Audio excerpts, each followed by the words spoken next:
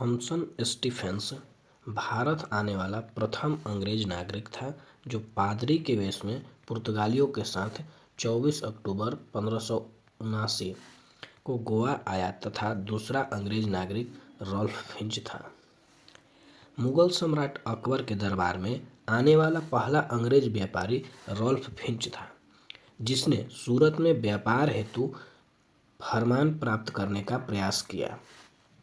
British कंपनियों में से सर्वाधिक लिवेंट कंपनी को 1593 ईस्वी में भारत में व्यापार हेतु अधिकार पत्र प्राप्त हुआ था। 1599 में जॉन मिल्डेनहाल नामक ब्रिटिश यात्री थल मार्ग से भारत आने वाला प्रथम अंग्रेज था। 24 सितंबर 1599 ईस्वी अंग्रेज ईस्ट इंडिया कंपनी की स्थापना हुई, जिससे 31 दिसंबर 1600 ईस्वी में महारानी एलिजाबेथ प्रथम ने पूर्व के साथ व्यापार हेतु 15 वर्ष का अधिकार पत्र प्रदान किया, जिसे बाद में जेम्स प्रथम ने 1609 ईस्वी में अनिश्चित काल हेतु बढ़ा दिया तथा साथ ही यह प्रावधान भी किया कि इसको 2 वर्ष की पूर्व सूचना देकर समाप्त भी किया जा सकता है। ईस्ट इंडिया कंपनी का आरंभिक नारा था भूभाग नहीं व्यापार प्रथम। गवर्नर टॉमस स्मिथ था।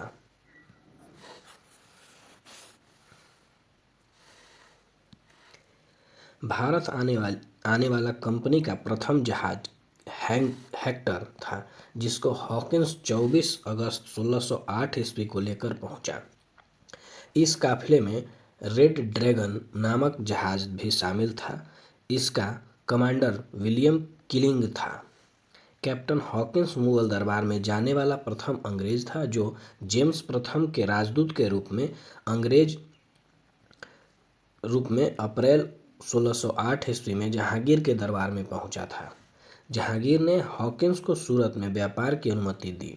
फिर अंग्रेजों ने 1608 ईस्वी में सूरत में फैक्ट्री स्थापित की, किंतु पुर्तगालियों के विरोध के कारण अनुमति रद्द कर सूरत छोड़ने का आदेश दिया। किंतु सूरत में व्यापारियों ने कैप्टन वेस्ट के अधीन 2 अंग्रेजी जहाज को सूरत में रहने की अनुमति दी। 1611 ईस्वी में दक्षिण पूर्व समुद्री तट पर सर्वप्रथम अंग्रेजों द्वारा मसूलीपट्टनम में व्यापारिक कोठी की स्थापना की गई। 1612 ईस्वी में कैप्टन वेस्ट ने सूरत बंदरगाह को जीतकर पुर्तगालियों का एकाधिकार समाप्त कर दिया गया। परिणाम स्वरूप 6 फरवरी 1613 ईस्वी को जहांगीर ने एक शाही फरमान के द्वारा अंग्रेजों को सूरत में टॉमस एडवर्थ के नियंत्रण में व्यापारिक कोठी स्थापित करने की अनुमति दी।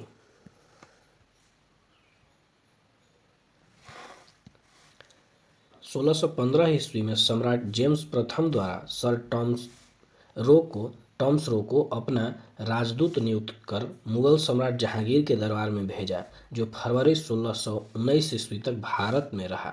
सर टॉमस रो जहांगीर एवं खुर्रम शाहजहां से अंग्रेज हेतु कुछ व्यापारिक छूट प्राप्त करने में कामयाब हुआ। 1632 में गोलकुंडा के सुल्तान ने अंग्रेजों को एक सुनहरा फरमान जारी किया, जिसके अनुसार सुल्तान को 500 पैगोडा वार्षिक कर देकर अंग्रेज गोलकुंडा राज्य के बंदरगाह का स्वतंत्रतापूर्वक व्यापार कर सकते थे।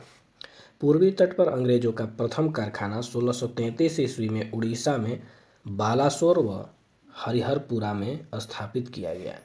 1639 ईस्वी में फ्रांसिस डे नामक अंग्रेज ने चंद्रगिरी के राजा दरमेला वेंकटप्पा से मद्रास पट्टे पर लिया तथा यहाँ 1641 ईस्वी में अंग्रेजों ने फोर्ट सेंट जॉर्ज नामक किला बनाया, जो भारत में अंग्रेजों का प्रथम किला एवं प्रथम प्रेसिडेंसी थी। फ्रांसिस डे को ही मुद्रा का संस्थापक माना जाता है। 1651 में शाहसुजा से अनुमति प्राप्त कर ब्रिजमैन द्वारा बंगाल में 1652 ईस्वी में हुगली नामक स्थान पर बंगाल के प्रथम अंग्रेज कारखाने की स्थापना की गई।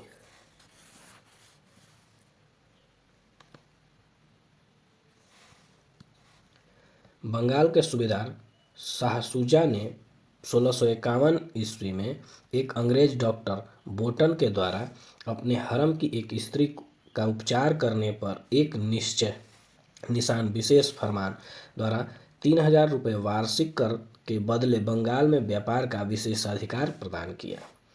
1661 ईस्वी में पुर्तगाल की राजकुमारी कैथरीन ब्रेंगाजा का विवाह ब्रिटेन के चार्ल्स द्वितीय से संपन्न हुआ। पुर्तगाल द्वारा चार्ल्स द्वितीय को बम्बई दहेज में दिया गया।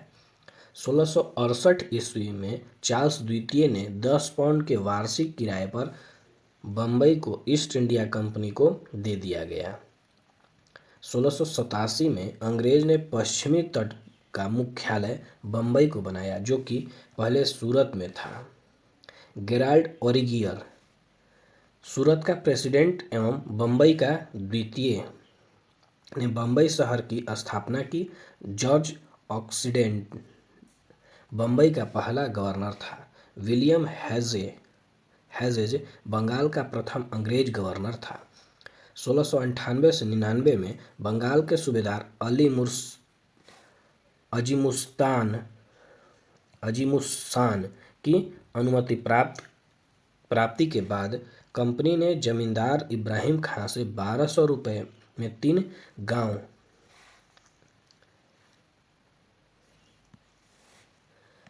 गांव गोविंदपुरा, सुतनाती व कालीकत्ता की जमींदारी खरीद के इनको मिलाकर आधुनिक कलकत्ता की नींव 1699 ईस्वी में जॉब चारनाक द्वारा डाली गई। वह सम्राट विलियम तृतीय के नाम पर फोर्ट विलियम के किले का निर्माण करवाया। 1715 ईस्वी में जॉन सरमन के नेतृत्व में एक ब्रिटिश दूत मंडल व्यापारिक रियायतें प्राप्त करने हेतु मुगल बादशाह फर्रुखसियार से मिला।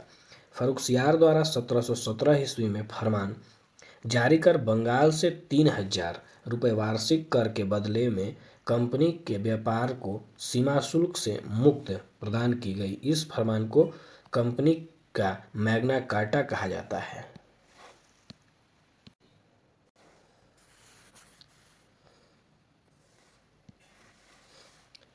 इंग्लिश ईस्ट इंडिया कंपनी को जॉन कंपनी के नाम से भी जाना जाता था। Calcutta British east India company का मुख्यालय था।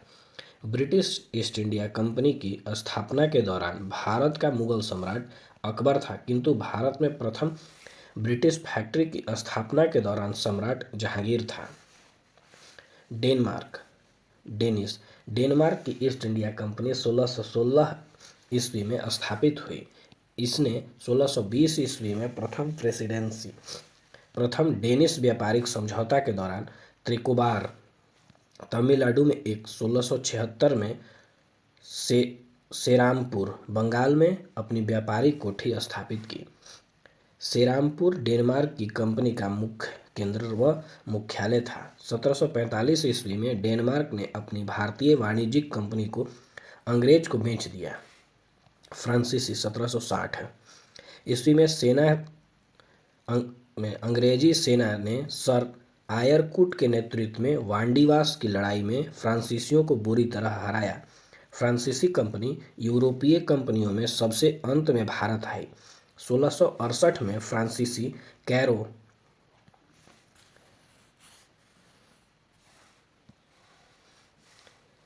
केरोन द्वारा सूरत में अपने पहले फ्रेंच व्यापारिक कारखाना स्थापित किया। 1669 ईस्वी में करमकरा के गोलकुंडा के सुल्तान से आज्ञा प्राप्त कर मसुलीपट्टनम में दूसरी फ्रेंच फैक्ट्री स्थापित की।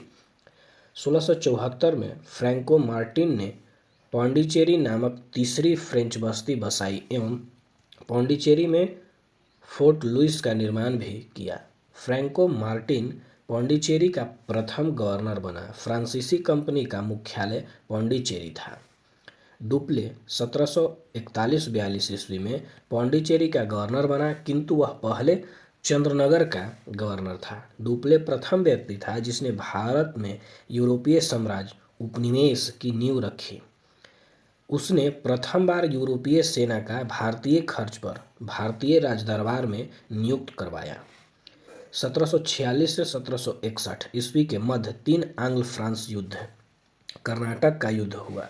प्रथम आंग्ल फ्रांस युद्ध 1746 से 48 ईस्वी में ऑस्ट्रिया के उत्तराधिकारी के युद्ध से प्रभावित था, जो 1748 ईस्वी में एलाल सापल की संधि द्वारा ऑस्ट्रिया का उत्तराधिकारी युद्ध समाप्त हुआ और इसी संधि के तहत प्रथम आंग्ल फ्रांस युद्ध भी समाप्त हुआ।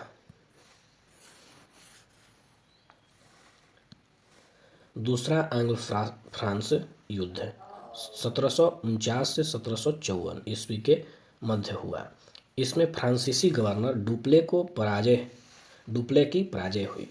उसे भारत से वापस बुलाकर उसकी जगह पर गोडेहू को अगला फ्रांसीसी गवर्नर बनाया गया। पौंडीचेरी की संधि जनवरी 1975 ईस्वी के साथ युद्ध विराम हुआ।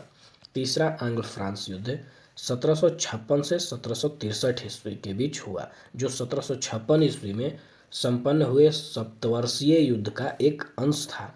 पेरिस की संधि होने पर यह युद्ध समाप्त हुआ। 1760 ईस्वी में ब्रिटिश सेना द्वारा सर आयरकुट के नेतृत्व में वांडीवास की लड़ाई में फ्रांसीसियों को बुरी तरह पराजित किया। भारत में फ्रांसीसी की प्रथम कोठी फ्रैंको कैरोन के द्वारा सूरत में 1668 ईस्वी में स्थापित की गई थी। 1674 ईस्वी में फ्रांसीसी कंपनी के निर्देशक फ्रांसिस मार्टिन ने वर्ली कोंडापुरम के सूबेदार शेख खां लोदी से पुदुचेरी नामक एक गांव प्राप्त किया, जो कालांतर में पौंडीचेरी के नाम से जाना गया है।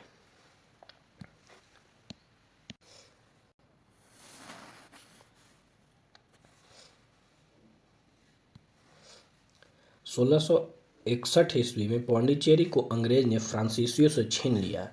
1763 ईस्वी में संपन्न हुई पेरिस की संधि द्वारा अंग्रेजों ने चंद्रनगर को छोड़कर शेष अन्य प्रदेश को वापस दे दिया, जो 1749 ईस्वी तक फ्रांसीसियों के कब्जे में थे तथा ये प्रदेश भारत की आज़ादी तक फ्रांसीसियों के कब्जे में रहे। बंगाल पर अंग्रेजों का आधिपत्य। मुगल सम्राट के अंतर्गत शामिल प्रांतों में बंगाल सर्वाधिक संपन्न राज्य था। मुगलकालीन बंगाल में आधुनिक पश्चिम बंगाल, बिहार, बांग्लादेश एवं उड़ीसा शामिल थे। बंगाल में डच, अंग्रेज और फ्रांसीसियों ने व्यापारिक कोठियाँ स्थापित की थीं, जिसमें हुगली सर्वाधिक महत्वपूर्ण थी। 1651 ईस्वी में शाहशुजा से इजाज़त लेकर ब्रिटिश ईस्ट इंडिया कंपनी ने बंगाल में हुगली में अपना प्रथम कारखाना स्थापित किया। बंगाल में स्वतंत्र राज्य की बुनियाद मुर्शिद कुली खां ने रखी थी।